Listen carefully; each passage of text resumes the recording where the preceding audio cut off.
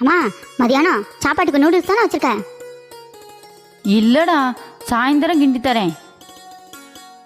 நீ இப்படிதாம்மா செய்வ. நான் உன்கிட்ட நூடுல்ஸ் தானே கேட்டேன். அட சரிடா, சாயந்தரம் கிண்டி தரேன். இப்போ அதை சாப்பிட்டுக்க. உனக்கு பிடிச்ச கறி தான் வச்சிருக்கேன். சரி கொண்டா. நீ கொடுக்கறதானே நான் திங்கணும். நான் போயிட்டு வரேன். ஐயோ, பிள்ளை கோவமா போறேன். அப்பப்பப்பா, ஒரு மனுஷன் வெளியே போயிட்டு வீட்டுக்கு வரமுன்னா எவ்வளவு வேலை. வாயா வாயா, உனையதையா எதிர்பார்த்துக்கிட்டு இருந்தேன். என்ன அதிசயமா இருக்கு?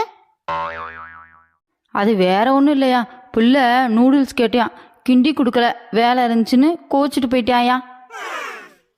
இந்தா, இந்த டிஃபனில் நூடுல்ஸ் வச்சுருக்கேன், கொண்டு போய் ஸ்கூலில் கொடுத்துட்டு வா.